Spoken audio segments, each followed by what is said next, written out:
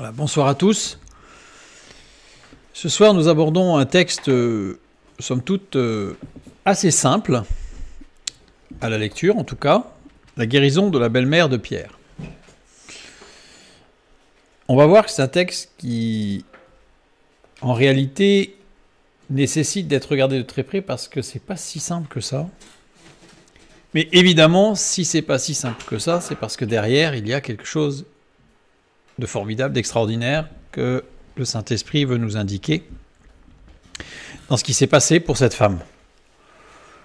Parce qu'il s'est passé beaucoup de choses.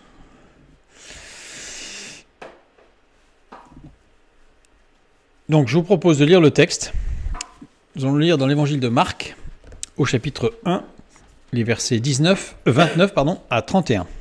Donc un texte court en réalité, puisque ce qui s'est passé là nous est décrit très brièvement.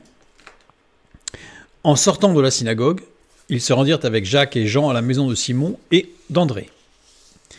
La belle-mère de Simon était couchée, ayant la fièvre. Et aussitôt on parla d'elle à Jésus. S'étant approché, il la fit lever en lui prenant la main, et à l'instant la fièvre la quitta, puis elle les servit. Comme je disais, c'est simple. Ça se lit très facilement. Il y a quand même des questions qui se posent. Au regard des autres miracles de Jésus, celui-ci ne semble pas très important. C'est-à-dire qu'on nous parle de lépreux guéris, de démoniaques délivrés, de gens qui font des crises d'épilepsie et qui sont délivrés, enfin guéris. C'est très très fort en fait. Et puis là, elle a la fièvre, il la prend par la main, la fièvre la quitte et elle les sert. La description est très courte, ne laissant rien de particulier ressortir. Je dirais à la limite même pourquoi s'arrêter sur ce texte. Cependant, il se produit entre deux événements marqués par une démonstration de puissance. En fait, il est inséré là entre deux événements qui démontrent une puissance dans la parole du Fils de Dieu extraordinaire. Nous avons Marc 1, 21 à 28, sur les versets qui précèdent. Nous lisons, ils se rendirent à Capernaum, et le jour du Shabbat, Jésus entra d'abord dans la synagogue, et il enseigna. Ils étaient frappés de sa doctrine, car il enseignait comme ayant autorité, et non pas comme les scribes. Il se trouva dans leur synagogue un homme qui avait un esprit impur, et qui s'écria, « Qu'y a-t-il entre nous et toi, Jésus de Nazareth? Tu es venu pour nous perdre. Je sais qui tu es, le Saint de Dieu. » Jésus le menaça, disant, « Tais-toi et sors de cet homme. » Et l'esprit impur sortit de cet homme en l'agitant avec violence et en poussant un grand cri. Tous furent saisis de stupéfaction, de sorte qu'ils se demandaient les uns aux autres « Qu'est-ce que ceci? Une nouvelle doctrine ?» Il commande avec autorité même aux esprits impurs et lui obéissent. Et sa renommée se répandit aussitôt dans tous les lieux environnants de la Galilée. Donc là, on voit une démonstration de puissance extraordinaire. Juste avant, j'allais presque dire, on pourrait considérer, ce petit miracle, elle a la fièvre, et puis voilà. Et la suite du texte de cette guérison de la belle-mère de Pierre, les versets 32 à 34, nous lisons « Le soir, après le coucher du soleil, on lui amena tous les malades et les démoniaques, et toute la ville était rassemblée devant sa porte. Il guérit beaucoup de gens qui avaient diverses maladies, il chassa aussi beaucoup de démons, et il ne permettait pas aux démons de parler parce qu'ils le connaissaient. » On voit en fait, on a comme ce petit écrin là, de posé entre deux événements qui dénotent une puissance de la parole extraordinaire. Bon, petit détail en passant, le soir après le coucher du soleil, on lui amena tous les malades et les démoniaques de la région. Beaucoup furent guéris. Pas tous. Parce que souvent on a l'impression que c'est tous à chaque fois, mais non. Beaucoup furent guéris, et beaucoup furent délivrés. Mais ce n'est pas écrit tous. Mais là, ce soir, nous allons nous arrêter tout particulièrement sur cette femme, la belle-mère de Pierre. Alors, regardons ce qui s'est passé juste avant cet épisode. Vous avez constaté, j'aime toujours remettre dans son contexte le texte, ce qui permet de mieux le situer et en général, de mieux le comprendre. Donc, ce qui s'est passé juste avant. Marc, chapitre 1, les versets 21 à 28, nous venons de le lire. Ils se rendirent à Capernaum le jour du Shabbat. Jésus enseigne dans la synagogue avec les pharisiens, avec les religieux. Et puis là se manifeste un homme avec un esprit impur et qui manifestement se manifeste de façon très bruyante. Et il se passe des choses, une interaction entre lui et Jésus et une délivrance. Passage aussi rapporté par Luc. C'est intéressant à chaque fois qu'il est parlé de guérison, parce que Luc étant médecin, érudit dans la médecine, dans sa science, et helléniste, donc maniant le grec avec une grande dextérité, c'est très intéressant de regarder ce que dit Luc. Luc chapitre 4, les versets 31 à 37. Il descendit à Capernaum, ville de la Galilée. Donc on voit bien que Luc s'adresse à quelqu'un qui n'est pas juif, parce qu'il est obligé de dire à Capernaum qui est en Galilée, c'est-à-dire que la personne ne sait pas que cette ville ne sait pas forcément que cette ville est en Galilée, et il enseignait le jour du Shabbat. On était frappé de sa doctrine, car il parlait avec autorité. Il se trouva dans la synagogue un homme qui avait un esprit de démon impur, et qui s'écria d'une voix forte, « Ah, qu'y a-t-il entre nous et toi, Jésus de Nazareth ? Tu es venu pour nous perdre. Je sais qui tu es, le Saint de Dieu. » Jésus le menaça, disant, « Tais-toi et sors de cet homme. » Et le démon le jeta au milieu de l'assemblée et sortit de lui sans lui faire aucun mal. Tous furent saisis de stupeur et ils se disaient les uns aux autres, « Quelle est cette parole ? Il commande avec autorité et puissance aux esprits impurs et ils sortent. » Et sa renommée se répandit dans tous les lieux d'alentour. Il y a une différence curieuse dans ces deux textes qui nous parlent de la même chose.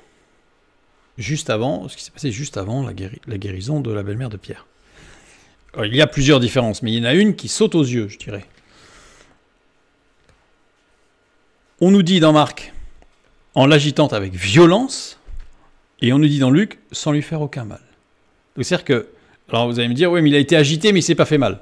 Alors, je ne sais pas si vous êtes déjà arrivé dans un manège ou dans une activité à gesticuler dans tous les sens, en général, ça finit par faire mal. Surtout que là, il y a le mot violence quand même. Donc il y a une différence importante entre les deux textes. Surtout que quand on regarde en l'agitant avec violence, en fait c'est un verbe, sparasso, en grec, qui est déchiré. C'est un verbe qu'on utilise en parlant d'un chien qui déchire une proie ou de la foudre qui éventre ce sur quoi elle tombe. C'est-à-dire que c'est d'une extrême violence. Et ça fait mal. C'est déchiré. Alors que dans Luc, sans lui faire aucun mal, c'est deux termes, le verbe blapto, médéis. Médéis, pas même un seul. C'est-à-dire que ça insiste. C'est pas une négation pour dire il s'est pas fait mal. Voilà. Non, c'est pas une seule, pas le moindre mal. Et blapto, léser, endommager, blesser, faire du tort, nuire. Donc, il n'y a rien qui lui a nui. C'est plus fort que pas blessé. C'est absolument rien. Donc, en fait, on a deux textes des évangiles qui semblent se contredire. Nous allons voir à la fin que ce n'est pas le sujet de ce soir, donc on ne va pas l'étudier à fond. Mais on va voir que l'événement de la belle-mère de Pierre va permettre de comprendre pourquoi il y a cette différence. C'est pour ça que c'est important ce texte, inséré juste là. Et pour d'autres choses, vous allez voir. Regardons ce qui s'est passé après cet épisode. Donc là, on vient de regarder ce qui s'est passé avant. Maintenant, on va regarder ce qui s'est passé après. Marc 1, 32 à 35. Le soir, après le coucher du soleil, on lui amena tous les malades et les démoniaques, et toute la ville était rassemblée devant sa porte. Il guérit beaucoup de gens qui avaient diverses maladies, il chassa aussi beaucoup de démons, et il ne permettait pas aux démons de parler parce qu'il le connaissait. Vers le matin, pendant qu'il faisait encore très sombre, il se leva et sortit pour aller dans un lieu désert où il pria. Passage aussi rapporté par Luc. Donc on va aller voir ce que nous dit Luc. Luc, chapitre 4, les versets 40 au chapitre 5, verset 11. Donc c'est assez long, mais on va le lire. Après le coucher du soleil, tous ceux qui avaient des malades atteints de diverses maladies les lui amenèrent. Il imposa les mains à chacun d'eux et il les guérit. Les démons aussi sortirent de beaucoup de personnes en criant et en disant « Tu es le Fils de Dieu ». Mais il les menaçait et ne leur permettait pas de parler parce qu'ils savaient qu'il était le Christ. Dès que le jour parut, il sortit et alla dans un lieu désert. Une foule de gens se mirent à sa recherche et arrivèrent jusqu'à lui. Ils voulaient le retenir afin qu'il ne les quittât point. Je passe toute une partie du texte pour continuer. Lorsqu'il eut cessé de parler, il dit à Simon, « Avance en pleine eau et jetez vos filets pour pêcher. » Simon lui répondit, « Maître, nous avons travaillé toute la nuit sans rien prendre, mais sur ta parole, je jetterai le filet. » L'ayant jeté, ils prirent une grande quantité de poissons et leur filet se rompait. Quand il vit cela, Simon-Pierre tomba aux genoux de Jésus et dit, « Seigneur, retire-toi de moi parce que je suis un homme pécheur. » Car l'épouvante l'avait saisi, lui et tous ceux qui étaient avec lui à cause de la pêche qu'ils avaient faite. Il en était de même de Jacques et de Jean, fils de Zébédée, les associés de Simon. Alors Jésus dit à Simon, « Ne crains point, désormais tu seras pêcheur d'hommes. » Et ayant ramené les barques à terre, ils laissèrent tout et le suivirent. Là, on voit que Luc ne parle pas de la même chose. C'est-à-dire qu'on a bien les malades qui sont guéris, et ensuite il y a l'appel de Pierre et des autres à devenir des pêcheurs d'hommes. Si on regarde un peu plus en amont, un peu avant encore dans Marc, l'appel à devenir des pêcheurs d'hommes se fait avant même la délivrance du démoniaque. C'est-à-dire que non seulement les textes diffèrent, mais en plus, l'ordre des événements n'est pas le même. Puisque Marc dit que Pierre et les autres ont été appelés à devenir des pêcheurs d'hommes avant l'épisode du démoniaque délivré, et Luc le situe bien après. Il y a encore un problème. Donc en fait, tout cet ensemble de textes pose problème. Alors, beaucoup de commentateurs ont résumé en disant c'était une erreur de copiste ou c'était une erreur des apôtres, des évangélistes qui ont fait une erreur. Bon, c'est le genre de chemin sur lequel je ne vais jamais parce que la parole de Dieu ayant été inspirée par le Saint-Esprit ne se trompe pas. Donc, nous allons le voir tout particulièrement ce soir. Donc je reprends les textes que je mets en plus petit pour pouvoir continuer quelques commentaires. Pardon. Nous lisons justement, comme je l'ai dit, Marc 1, 16 à 18, c'est-à-dire bien avant encore, comme il passait le long de la mer de Galilée, lui, Simon et André, frères de Simon, qui jetaient un filet dans la mer, car ils étaient pêcheurs. Jésus leur dit, « Suivez-moi, je vous ferai pêcheurs d'hommes. » Aussitôt, ils laissèrent leur filet et le suivirent. Et là, on voit que l'appel de Jésus, en fait, est bien avant ce que dit Luc. Donc avec une différence curieuse, justement, entre Luc et Marc, c'est que avant la guérison de la belle-mère de Pierre, c'est l'appel pour Marc, alors que pour Luc, c'est après la guérison de la belle-mère de Pierre. Donc il y a une différence. Je dirais même une opposition. On pourrait aller pousser le bouchon à dire une erreur. Oula. Marc 1, 21 et 22, nous lisons. Ils se rendirent à Capernaum, et le jour du Shabbat, Jésus entra d'abord dans la synagogue et il enseigna. Ils étaient frappés de sa doctrine, car il enseignait comme ayant autorité et non pas comme les scribes. Donc là, je dirais qu'on va presque commencer une enquête. C'est-à-dire qu'on va commencer à regarder un petit peu à la loupe les indices que le Saint-Esprit nous a laissés dans le texte pour essayer de comprendre ces erreurs apparentes. Parce que le principe, c'est que quand il y a une erreur apparente, ça veut dire que le Saint-Esprit veut nous dire, là, il faut que tu regardes de près. Parce qu'il n'y a pas d'erreur. Donc si moi je t'interpelle en laissant une sorte de fil qui dépasse du pull ou de l'élément tricoté, c'est pour que, non pas peut-être te tirer dessus, mais pour regarder, se dire, ah, là il y a un indice pour aller plus loin. C'est ce que nous allons faire. Donc on ne va pas tout regarder parce que ce serait très très long, passionnant mais très long. On va prendre juste les éléments qui vont nous permettre de comprendre ce qui se passe. On nous dit que Jésus enseignait avec autorité. Et la preuve, c'est qu'après, il délivre un démoniaque, il le menace, enfin, on sent que c'est viril. Voilà. Voyons ce que dit le texte. Autorité. Exousia. Exousia, action qui donne la liberté ou les moyens de faire quelque chose. Ah. C'est curieux parce que notre notion de l'autorité, en général, c'est pas vraiment ça. L'autorité, c'est quelqu'un qui va nous empêcher. Enfin, dans l'image que l'on a dès qu'on parle d'autorité, c'est quelqu'un qui va nous bloquer. C'est quelqu'un qui va nous dire « il ne faut pas faire ça » ou « il faut faire ça comme ça ». C'est-à-dire que du coup, la liberté, elle est restreinte. Or, dans le texte biblique, l'autorité de Jésus, c'est justement qui donne la liberté ou les moyens de faire quelque chose. Au contraire, qui libère. Et ce qui est intéressant, c'est que l'autorité de Christ est mise en opposition aux scribes. Et le mot scribe, en grec ici, grammateus. Grammateus. Grammateus, en grec, c'est quelqu'un de particulier. C'est le directeur des archives, le gardien des lois et des décrets, qui est chargé de faire prendre copie de tous les actes publics. Son travail comprenait souvent la tenue de registres, la rédaction de documents officiels, la gestion de la correspondance et d'autres tâches liées à l'écriture. On sent quelqu'un de très rigoureux dans l'administratif. Le grammateus. Il était aussi le responsable officiel et administratif dans les institutions publiques, politiques et religieuses représentant du pouvoir légal. Donc là, c'est l'autorité, en fait. Voilà. Il est le représentant du pouvoir légal, la loi.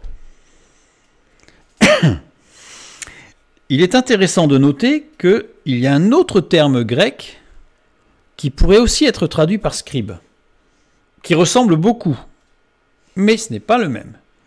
C'est le grammatistes. Donc il y a le grammateus et le grammatistes. Évidemment, la racine est la même, on sent qu'il y a l'écriture. Le grammatistes, c'était un scribe, un copiste ou spécialiste de l'écriture dans le contexte de la littérature, de l'éducation ou de la production de manuscrits. Il était associé à des compétences spécifiques liées à l'écriture, à la lecture et à la transcription de textes. Dans le contexte religieux grec, le grammatistes fait référence à un lettré ou un spécialiste des textes sacrés, responsable de la préservation et de la transmission des écrits religieux. Intéressant parce que je dirais que bibliquement, le scribe aurait dû être un grammatistes et pas un grammateus. Or, il est appelé un grammateus. Il y a un glissement, en fait, dans son rôle. Le grammatistes, c'était une personne considérée comme donnant les moyens de devenir libre, en fournissant les outils intellectuels et spirituels nécessaires pour comprendre le monde et agir ou réagir en conséquence. Le grammatistes, c'est celui qui... c'était comme un éducateur qui éduquait pour donner les moyens de comprendre ce qui se passe d'un point de vue politique, religieux, social, économique, etc., afin que la personne soit mature, autonome pour prendre ses décisions, donc être libre d'agir ou de réagir en fonction des circonstances. Ça, c'était le grammatistes. Le grammateus, lui, c'est la personne représentant le pouvoir légal ou la bureaucratie qui veillait à la diffusion des lois qui limitaient la liberté individuelle en imposant des règles et des réglementations, souvent sous le couvert de... Alors, c'était pas formulé comme ça, parce que je suis un anachronisme, mais ma liberté s'arrête où commence celle de l'autre. C'est-à-dire qu'en fait, il y a des limites. Ce qui se conçoit, mais il y a des limites. Le grammateus, c'est celui qui impose des limites. Donc, quelque part, qui réduit la liberté. Alors que le grammatistes, c'est celui qui est sans limite, puisqu'il donne les moyens d'aller au-delà des limites dans la compréhension des choses pour faire des choix libres et éclairés. On se rend compte, si on prend le texte, que dans le Nouveau Testament, grammatistes n'est jamais employé. Il n'est jamais employé. Il n'y a pas un seul scribe qui est appelé un grammatistes. Ils sont tous appelés grammateus. Et c'est pour ça qu'il y a une opposition directe entre l'autorité de Christ, de Jésus, du Fils de Dieu, qui est au contraire celui qui donne la liberté, qui donne les moyens d'être libre, et les scribes. Et les scribes, évidemment. Et ça veut dire que Jésus se présentait davantage comme un grammatistes, en réalité. C'est-à-dire qu'il donnait les moyens, il avait une maîtrise des textes sacrés, des textes de la révélation de Dieu, et il donnait des clés de compréhension afin que chacun puisse comprendre, intégrer, et du coup, être libre d'agir ou de réagir ou pas. Ça, c'est l'autorité de Christ. Ça, c'est d'ailleurs l'autorité que Christ veut que nous ayons. C'est cette autorité qui donne la liberté du choix. Le grammatistes, donc, la définition, je viens de la donner. Alors c'est intéressant parce que dans l'évangile ici de Marc, Marc nous présente un petit peu, car il enseignait comme ayant autorité, donc il présente un peu le cadre de l'autorité de Christ. Et juste après, donc ils étaient frappés de sa doctrine, car il enseignait comme ayant autorité, et toujours le même mot, hein, exousia, et non pas comme les scribes. Il se trouva dans leur synagogue un homme qui avait un esprit impur et qui s'écria, voilà. Et là, il y a un petit mot qui n'est pas traduit, éoutéos. Éoutéos qui veut dire immédiatement, directement, sous-entendant en réaction à. C'est-à-dire, en réaction à cette autorité, il y a une puissance qui se manifeste. Donc comme un peu provocation en fait. Parce qu'on sent que la provocation, là, elle est forte quand même. Il s'écrie. Anakrazo. Anakrazo en grec, ça veut dire s'écrier, pousser des cris. Donc c'est pas juste parler fort, hein. C'est vraiment vociférer. Et il y a un petit mot derrière qui est pas traduit, parce qu'en français ça aurait été redondant, ça aurait été un pléonasme, légo, qui veut dire aussi parler, donc en fait s'écrier en parlant, en français c'est un peu lourd. Donc dire, parler, enseigner. C'est-à-dire qu'en fait il veut prendre une autorité, mais cette fois-ci une autorité légale. Il veut devenir grammateus, comme s'il voulait s'imposer grammateus devant le Fils de Dieu. Nous avons vu que cette autorité que Jésus a, c'est une autorité qui donne la liberté, qui donne les moyens de faire quelque chose. Un grammatistes. Et là, on nous dit que Jésus le menace. Ah, mais non, c'est pas le grammatistes, là. Là, il y a un petit problème. Jésus, s'il est vraiment empreint de cette autorité qui donne les moyens d'être libre, il ne peut pas menacer. Parce que faire une menace à quelqu'un, c'est lui retirer la liberté. Une menace, c'est si tu fais pas ça, il va t'arriver ça. Donc on n'est plus dans la liberté, là. On est dans l'imposition, on impose. Regardons le terme qui a été traduit par menacer. Epitimao. Epitimao, en grec, calmer la violence. Ah, c'est pas vraiment une menace. Enfin, je sais pas si un jour vous voyez quelqu'un en colère et vous commencez par le menacer, je suis pas sûr que ça le calme. Je suis pas sûr que ce soit le bon moyen pour calmer quelqu'un qui est en colère. Donc, calmer la violence, calmer des ardeurs. Signaler être dans une erreur de jugement. Ah, c'est pas vraiment une menace. Quand on dit à quelqu'un, tu te trompes dans ton jugement, c'est pas une menace. Honorer avec respect. Ah, pourquoi avoir traduit par menacer ? Une question que je me pose. Peut-être parce que les hommes aiment l'autorité, aiment la puissance, la violence, l'autorité qui s'impose. Mais Jésus n'est pas une autorité qui s'impose. Epitimao, dans le cadre de la philosophie grecque, ce verbe était souvent utilisé dans le contexte de l'éducation morale, où les philosophes encourageaient les individus à corriger leurs erreurs et à s'améliorer moralement. Il est employé pour décrire une action par laquelle un individu réprimandait quelqu'un d'autre pour un comportement jugé inapproprié, immoral ou contraire à une norme sociale ou morale. C'est-à-dire qu'en fait, on est loin de la menace. Donc c'est bien conforme à l'autorité qu'exerce Jésus, à savoir que même cet homme qui vociférait, Jésus lui a parlé avec respect, il l'a honoré, il a calmé ses ardeurs. On va plutôt remplacer par exhorter, ce qui change fondamentalement la réaction de Jésus. Parce que menacer, on a l'impression qu'il fronce les sourcils, il a les mains sur les hanches et en avant, ça va chauffer. Alors que exhorter, on a plutôt la compassion. Jésus prit le temps d'expliquer les tenants et les aboutissants de la situation de cet homme, malgré la volonté affichée de ce dernier de s'imposer à Jésus. Jésus a pris le temps d'expliquer les choses. Ah, ça n'a pas dû être simple. Ça ne veut pas dire que c'est simple. Après, on va dire, mais oui, mais il lui a dit, tais-toi quand même. Justement, j'ai remplacé Jésus, l'exhorta, disant, tais-toi. Alors, ce n'est pas vraiment une exhortation de dire à quelqu'un, tais-toi. C'est une drôle d'exhortation. Donc, voilà. Dire ici, c'est l'ego. L'ego, on a dit que c'est dire, parler, mais ça veut dire aussi enseigner. Donc, on est toujours dans le même optique, c'est que Jésus enseigne.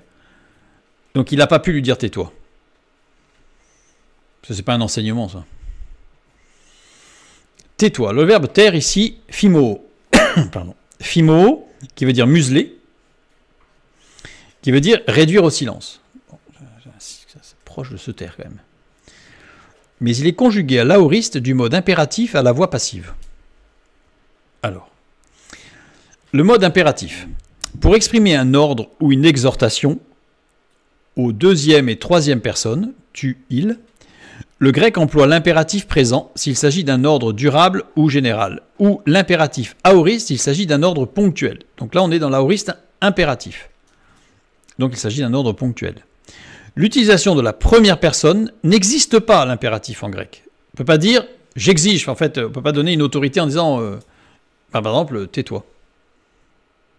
Parce que « tais-toi », c'est bien sûr, c'est quelqu'un qui demande à l'autre de se taire, mais c'est « je » qui demande à toi de te taire. Et ça, en grec, c'est pas possible. Ça n'existe pas. Il faut employer le subjonctif. Jésus réduisit ponctuellement cet homme au silence par ses explications. C'est-à-dire qu'il ne l'a pas fait, il l'a pas rendu muet pour le restant de ses jours. C'est que par ses explications, cet homme s'est trouvé à plus savoir quoi répondre. C'était le but. Toujours cette autorité de Jésus qui donne le moyen de...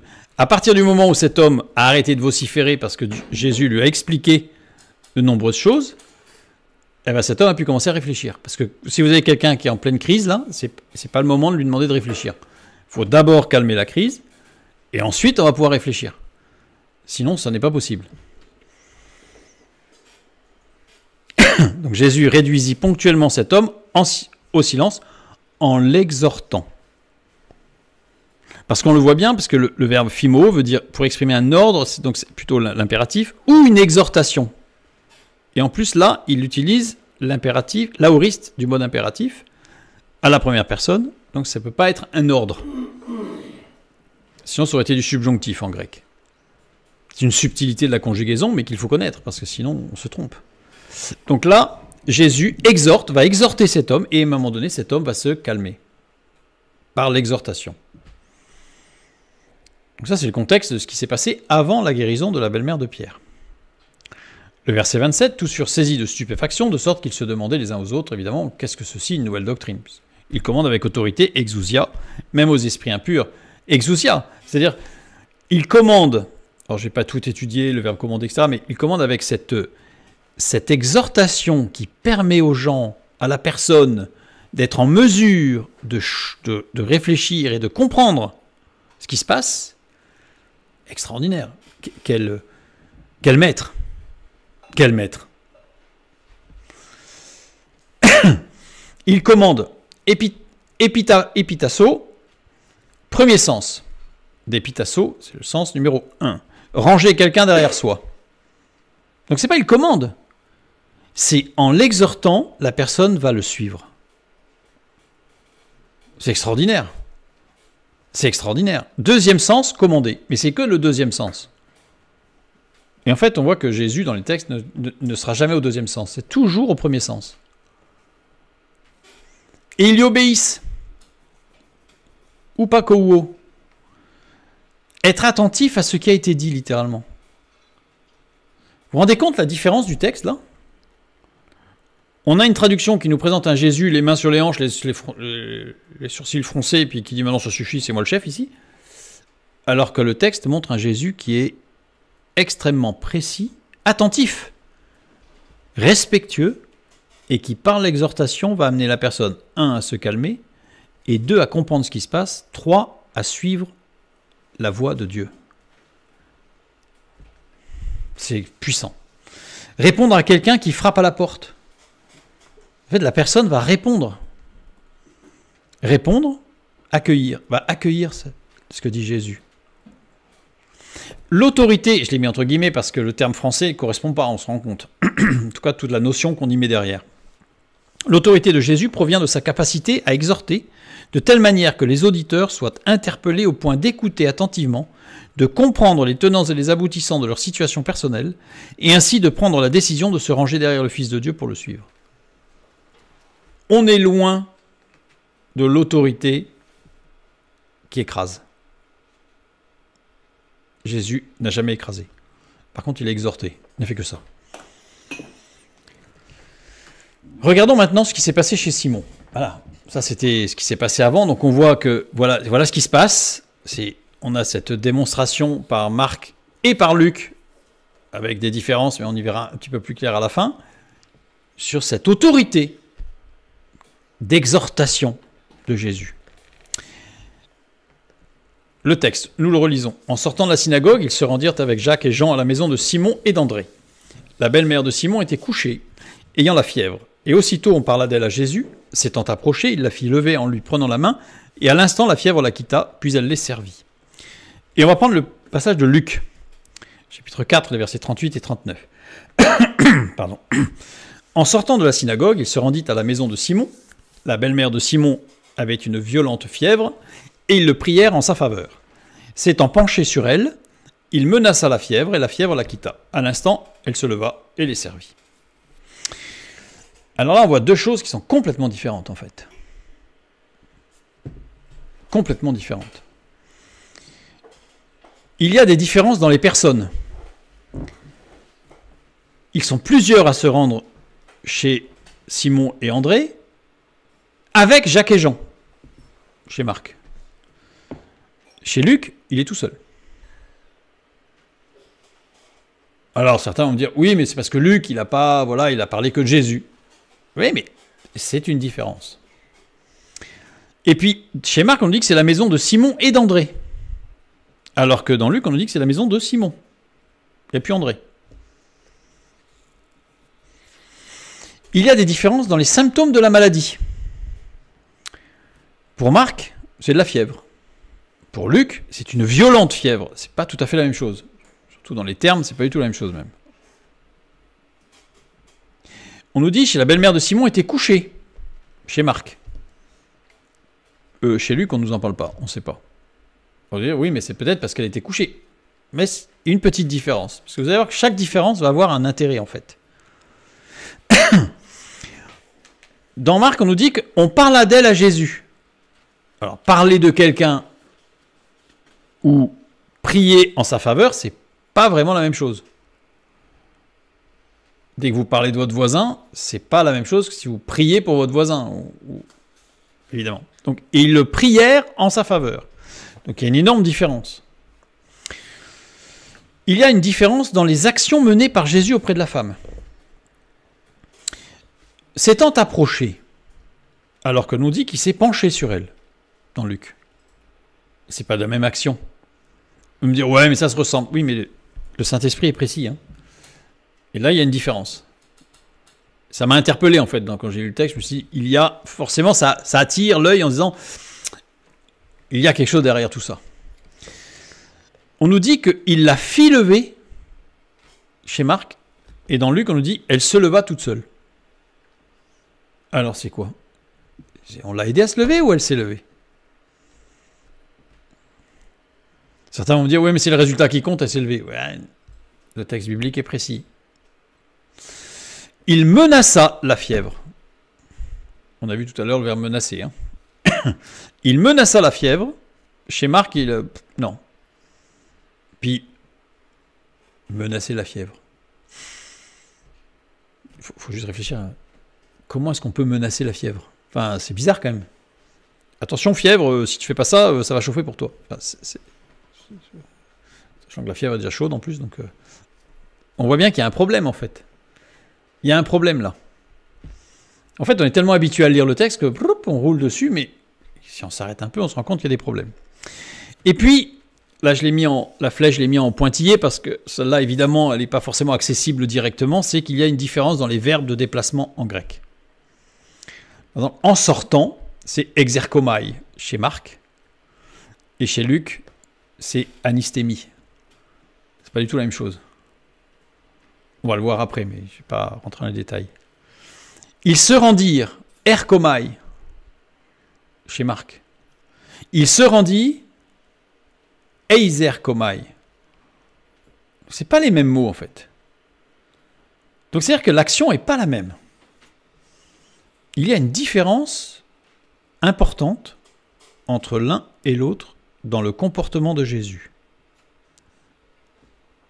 C'est presque à croire que ce ne sont pas les mêmes événements, tellement c'est différent. Pourtant, ce sont les mêmes événements, ils sont bien encadrés par les mêmes événements préalables et postérieurs. Donc en fait, on ne peut pas trop se tromper. Ça fait partie, je pense que le Saint-Esprit a aussi donné les éléments avant et après pour justement dire non, on parle bien de la même chose, parce que sinon on aurait presque pu supposer que ce n'était pas la même chose.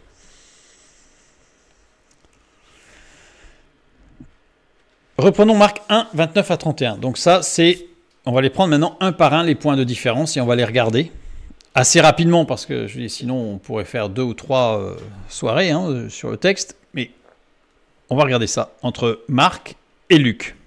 On va commencer par les mouvements, les déplacements de Jésus en sortant exerchomai, chez Marc. Exerchomai, partir, sortir. Donc il est parti. Il est sorti de l'assemblée, il est sorti de la synagogue, et il est parti. Chez Luc, c'est pas exerchomai, c'est anistémie. Or, anistémie, se lever, faire se lever. Il n'y a pas la notion de sortir. Il y a la notion de se lever ou faire se lever. C'est-à-dire, on s'imagine dans une assemblée, je veux aller aux toilettes, je me lève et je vais déranger tous ceux qui sont sur le rang où je suis là, parce que donc ils vont se lever, bouger, etc. pour que je sorte. C'est un peu l'idée, voilà. Anistémie, c'est l'idée de je me lève et je dérange parce que je me lève, mais bon, il faut que je me lève, donc je me lève et puis je sors, mais je dérange. Alors que chez Marc, il n'y a pas la notion de déranger. Ils se rendirent chez Marc. Erchomai. Erchomai, aller et ou venir avec un but précis. Donc il y a une notion de aller, venir. Arriver d'un lieu à un autre, d'une position à une autre. Pour ça, aller ou venir. C'est-à-dire que dans un sens, j'ai un point de départ et un point d'arrivée, mais c'est dans un sens ou dans l'autre. Apparaître, venir devant le public, devenir connu. Erchomai. Ou avoir de l'influence. Et alors que chez Luc, c'est eizerchomai, qui veut dire, sachant que eizerchomai, c'est eis plus erchomai. Alors erchomai, on l'a déjà vu, mais eis, c'est pour, dans un but futur, une action qui a pour but d'engendrer par effet cascade. Il se rendit, c'est-à-dire qu'il y avait déjà un but en fait, il y avait déjà tout un élément cascade qui allait arriver, pour enchaîner plusieurs choses. Eizerchomai. Et erchomai, on l'a vu, c'est ici aller, venir dans un but précis. Les verbes chez Marc semblent décrire des déplacements successifs, une sorte d'aller et venue, d'aller et de retour pour aller de nouveau. Enfin, on sent que ça bouge en fait, mais que ça part et ça revient. C'est l'idée. Exerchomai, erchomai. Puis en plus, il y a le jeu de mots, parce que ezerchomai, erchomai, ça se ressemble. Il y en a un, c'est juste un mouvement extérieur et hop, comme si il y avait un mouvement d'aller-retour. Alors que chez Luc, les verbes semblent décrire un déplacement dérangeant, obligeant à se lever sans que ce ne soit prévu.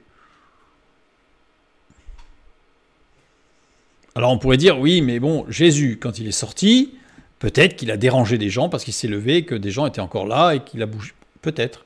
Mais c'est assez surprenant, cette différence de description, inspirée par le Saint-Esprit. Je reprends nos 2 textes. Et maintenant, nous allons avoir la fièvre. L'expression des symptômes de la maladie. Ayant la fièvre. Puresso, chez Marc. Puresso, être fiévreux. La fièvre. Ça peut aller de 37,9 à 40, 41. Enfin, voilà. On a la fièvre. Chez Luc, avait une violente fièvre. C'est une expression. Sinokomene, pureto, megalo. Là, on a quelque chose de plus précis. Puisqu'on a d'abord le premier verbe, c'est suneko, qui veut dire tenir liés ensemble, être oppressé par la fièvre. Donc là, c'est autre chose. On sent bien que c'est plus qu'être fiévreux. C'est être oppressé par la fièvre. Pureto décrit la fièvre comme partie intégrante de la maladie, voire comme la maladie. C'est-à-dire que c'est pas le fait de dire pureto par rapport à puresso. Pureto, ça veut dire que la fièvre elle-même, en fait, c'est comme si c'était elle la maladie. C'est-à-dire qu'il y a quelque chose dans la fièvre qui fait que la fièvre n'est pas que le résultat de quelque chose, elle fait partie intégrante de la maladie. Différent d'ailleurs d'un autre mot qui est puretodes qui est accompagné de fièvre. Luc était médecin. S'il avait dit puretodes, ça veut dire qu'elle avait une maladie qui était accompagnée de fièvre. Or là, on nous dit sa maladie presque, c'est la fièvre. C'est surprenant.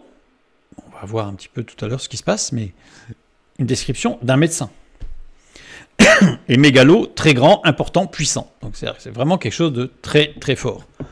Donc là, on est plutôt au-dessus des 41 degrés que des 37,9. Voilà. Quelque chose, une description de violence. Et intrinsèquement, la fièvre fait partie de cette maladie. Voilà. Et ce n'est pas pour Éthodès qui est utilisé. On a ici, chez Luc, la description d'une maladie qui pourrait être le paludisme, ou la fièvre du Nil occidental, ou la fièvre Q, ou la leishmaniose. La leishmaniose, donc ce sont des maladies, en fait, j'ai donné quelques détails, oui.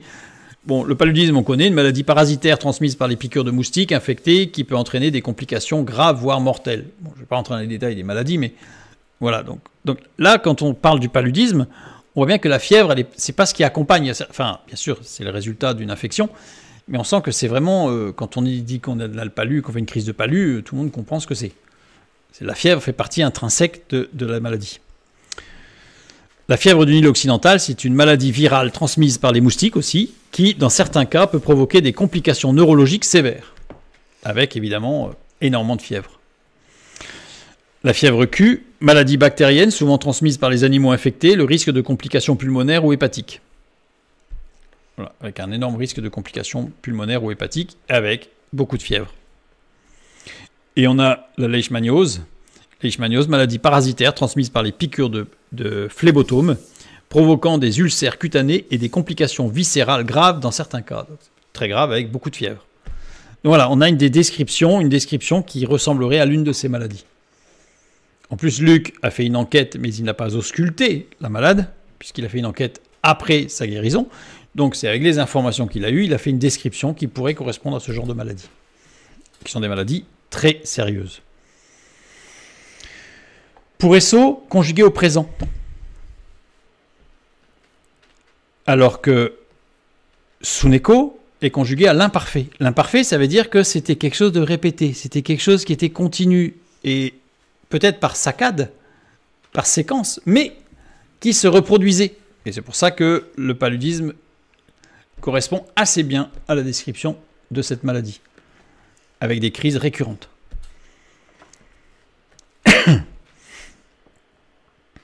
Hop, alors, je reviens là. Voilà. La belle-mère de Pierre était atteinte d'une maladie chronique grave, décrite par Luc, et ou puis d'une affection virale. On commence à approcher d'une lecture qui permet de comprendre ce qui se passe. Pas encore tout à fait, c'est encore un peu flou, mais on va avancer. On avance dans notre enquête. On reprend nos deux textes. Il la fit lever. Jésus fit lever en lui prenant la main. Egeiro. Egeiro, littéralement, il la réveille. Elle dormait et il la réveille en la prenant par la main.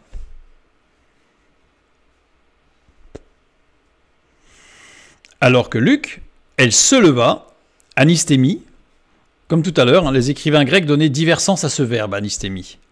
En philosophie, il est utilisé pour désigner une résurgence, un renouveau ou un retour à une vie nouvelle et transformée. En dehors du contexte philosophique, il peut être utilisé pour décrire une montée, un redressement ou un rétablissement en général. C'est-à-dire qu'anistémie pouvait être utilisé pour quelqu'un qui se relève d'une maladie, par exemple. Je rajoute juste qu'il n'y a quasiment que dans le christianisme qu'on lui donne systématiquement le sens de résurrection. Sachant qu'on voit bien que lui donner le sens de résurrection, ça ne tient pas parce que là, elle n'est pas ressuscitée. Bon, donc ça montre que les traductions de résurrection sont un peu forcées parce que sinon il faut faire une adaptation en fonction d'eux. Or, un mot a un sens. Il peut avoir plusieurs sens, il peut être polysémitique, mais non, on ne peut pas lui dire non plus au-delà de ce qu'il veut dire. Et là, anistémie est conjugué à l'aoriste second. Alors que egeiro est conjugué à l'aoriste. Alors ça change. L'événement a une portée future indéniable jusque dans l'éternité. C'est l'aoriste second. C'est-à-dire que ce qui se passe, le fait qu'elle se leva là, à cet instant-là, a une portée pour l'éternité. Alors que dans le cas de Marc, l'événement est ponctuel et toujours vrai. Il ne s'agissait pas d'un soulagement momentané, mais bien d'une guérison. C'est-à-dire que c'est pour ça que c'est l'aoriste, parce que elle a été guérie, et elle est restée guérie. Mais ça n'a pas de portée sur l'éternité. Alors que dans Luc, le fait de se lever lui a donné une portée dans l'éternité. Il y a eu un impact qui va au-delà du présent.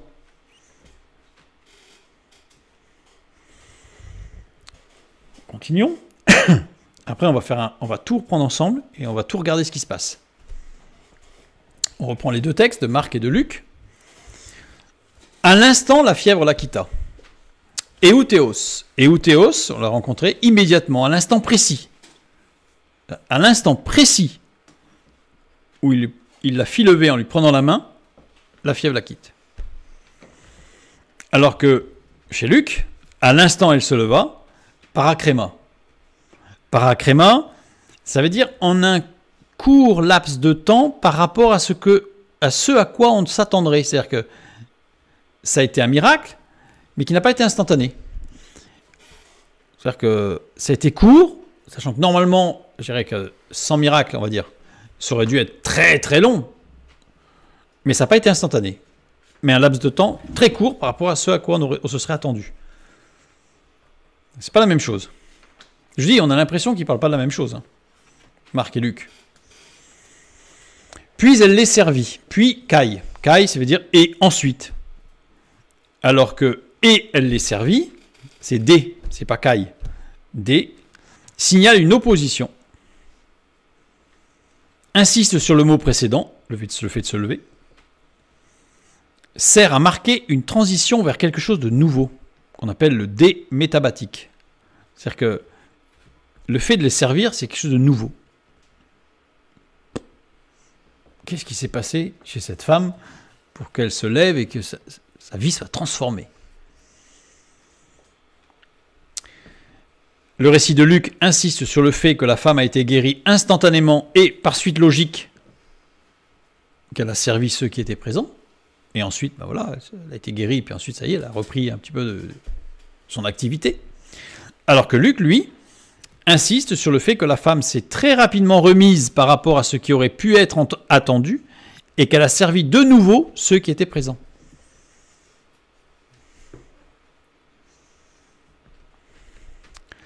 Reprenons tous les éléments. Ça y est, enfin, on va arriver au bout.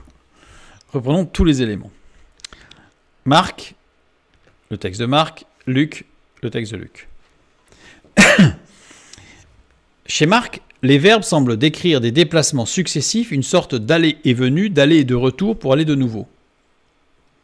Alors que Luc, lui, les verbes semblent décrire un déplacement dérangeant, obligeant à se lever sans que ce ne soit prévu.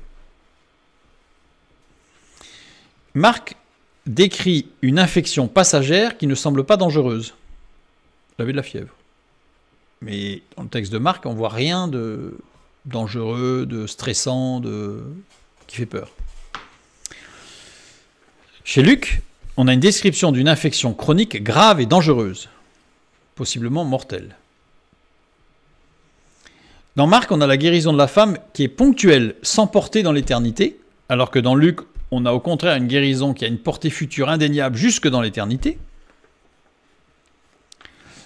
Marc, on a Jésus qui réveille la femme et l'aide à se le relever en la prenant par la main. Et dans Luc, la femme se relève seule et sans s'appuyer en s'aidant des mains. Chez Marc, la femme a été guérie instantanément et par suite logique, elle a servi ceux qui étaient présents. Et dans Luc, la femme s'est très rapidement remise par rapport à ce qui aurait pu être attendu et elle a servi de nouveau ceux qui étaient présents. Donc là, si on s'arrête là, on se pose des questions. Rassemblons tous les éléments des deux récits.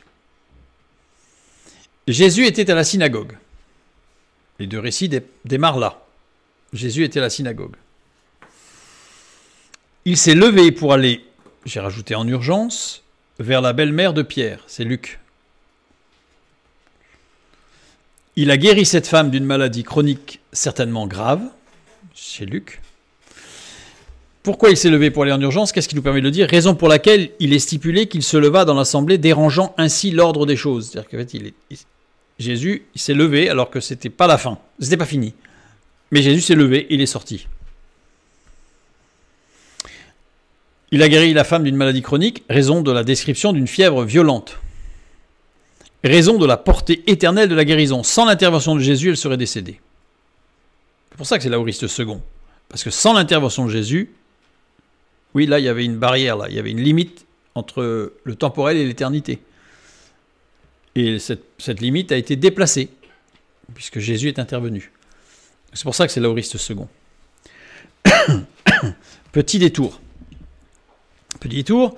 Nous avions vu tout à l'heure que le faire, il l'a fit lever, c'était egeiro, c'est-à-dire réveiller du sommeil chez Marc, alors que chez Luc, c'était anistémie. Il faut savoir que anistémie, verbe aussi utilisé pour décrire quelqu'un qui se lève ou se relève en prenant appui sur ses mains pour s'aider. C'est-à-dire que vraiment, on sent quelqu'un qui se lève avec difficulté, qui s'appuie sur ses mains et qui se tient pour tenir debout. En état de faiblesse, quelqu'un qui est en état de faiblesse.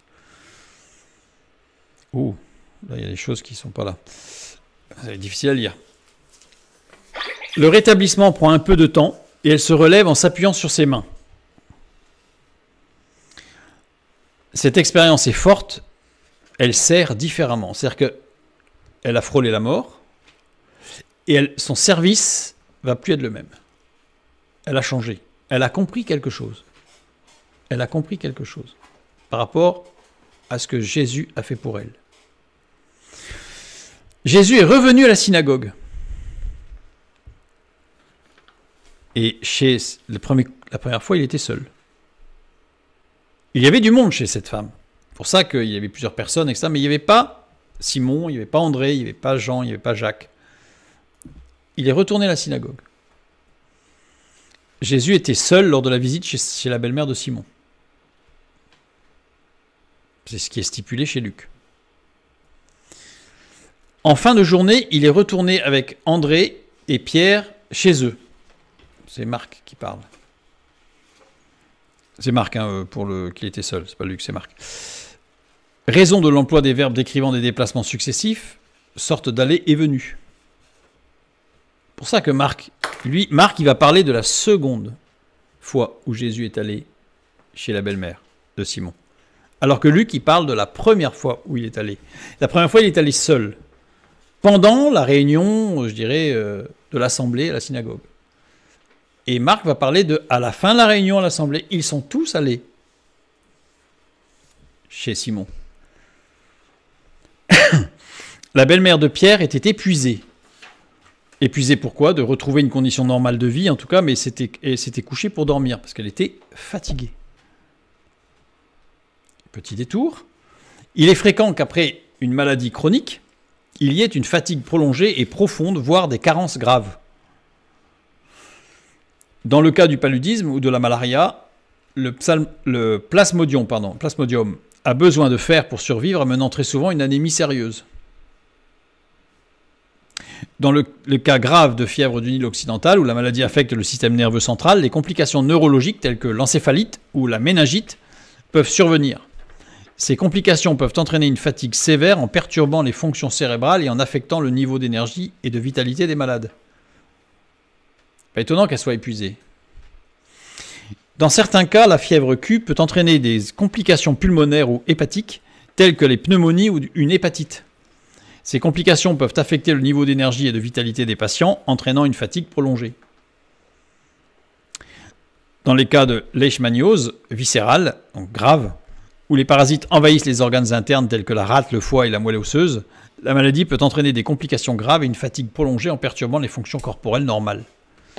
Donc, dans tous les cas, c'est 4 maladies, mais je pense qu'il y en a encore d'autres, le système immunitaire est fortement sollicité et souvent affaibli. C'est-à-dire que les personnes qui ont ces maladies-là, chroniques surtout à l'époque où le soin n'était pas de soin particulier puisqu'on ne savait pas comment faire, même s'il y avait des méthodes qui étaient plus ou moins efficaces au niveau avec des plantes. En tout cas, dans tous les cas, les personnes étaient épuisées. Donc en fait, cette femme, elle était épuisée. Elle a été guérie, mais elle était encore épuisée. Raison pour laquelle Jésus réveille la femme et l'aide à se relever en la prenant par la main.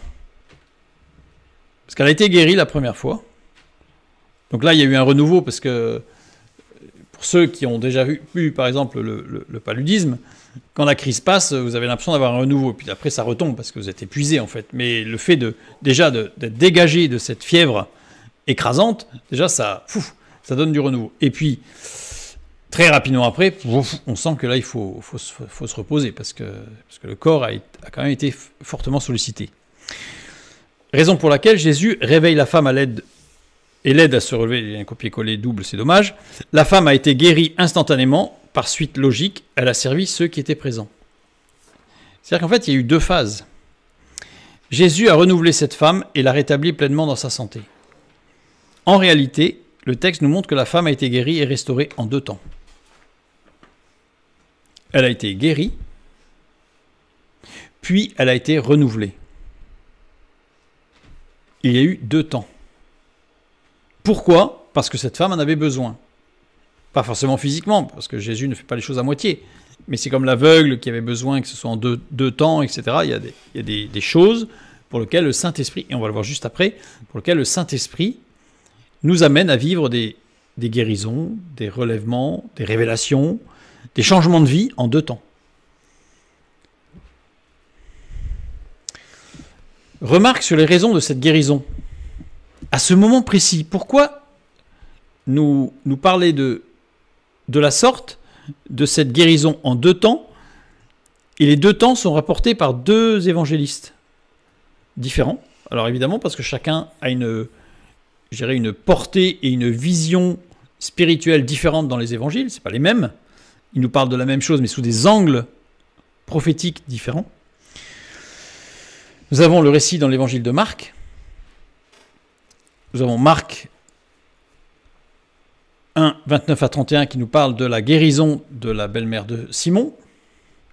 Juste avant, Jésus chasse un démon qui s'agite avec violence. Et juste avant encore, Jésus appelle Simon, André, Jacques et Jean pour qu'ils deviennent des pêcheurs d'hommes. Là, c'est Marc.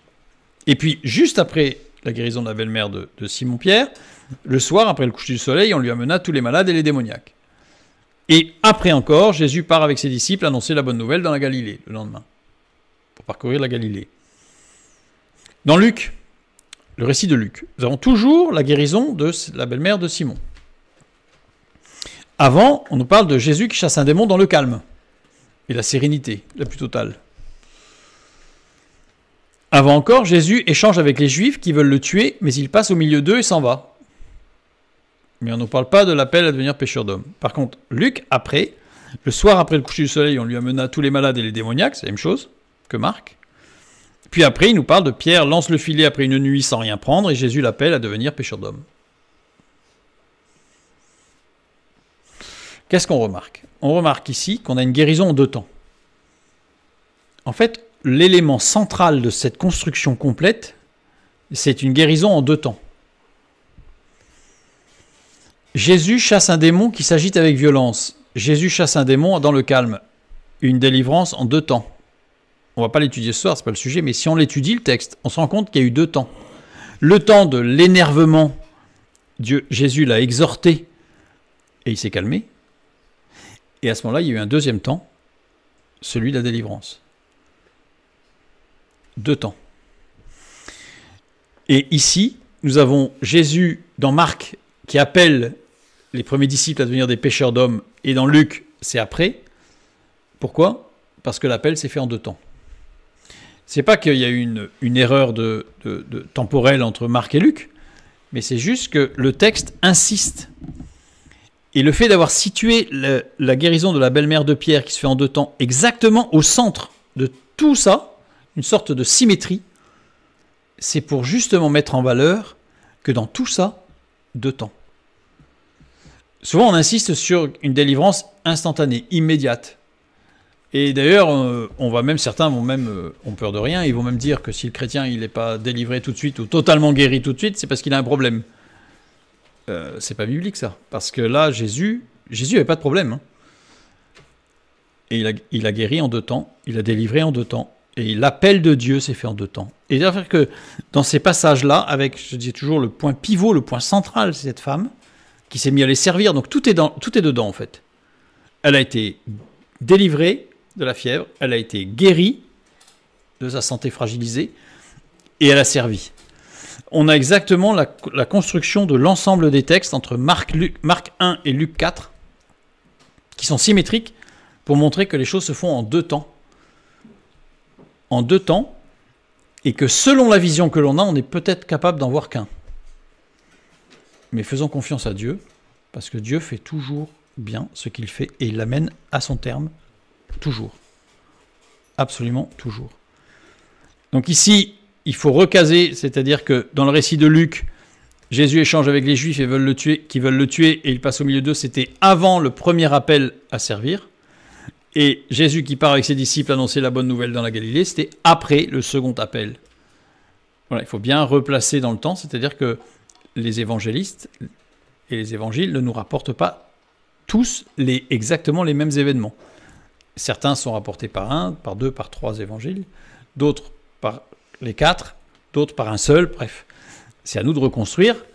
Le Saint-Esprit nous invite à faire des enquêtes, avoir une lecture précise, avoir une lecture attentive de la parole de Dieu, parce que tous les détails nous amènent à, justement, aller chercher, à croiser les informations, je dirais à avoir presque, oui c'est ça, une enquête conduite par le Saint-Esprit, afin que nous puissions laisser le Saint-Esprit nous révéler exactement, je dirais presque dans les 2 temps où on en est. Est-ce qu'on est en préparation des 2 temps, ou est-ce qu'on a déjà marché dans le premier temps et qu'on va vers le deuxième, ou est-ce qu'on est déjà dans le deuxième temps? Ça, c'est Dieu qui nous conduira et qui nous révélera sa pensée. Donc ici, le texte central qui met en évidence justement l'action de Dieu en 2 temps, c'est cette guérison de cette femme, cette belle-mère de la belle-mère de Pierre, ici. Que Dieu vous bénisse et à bientôt.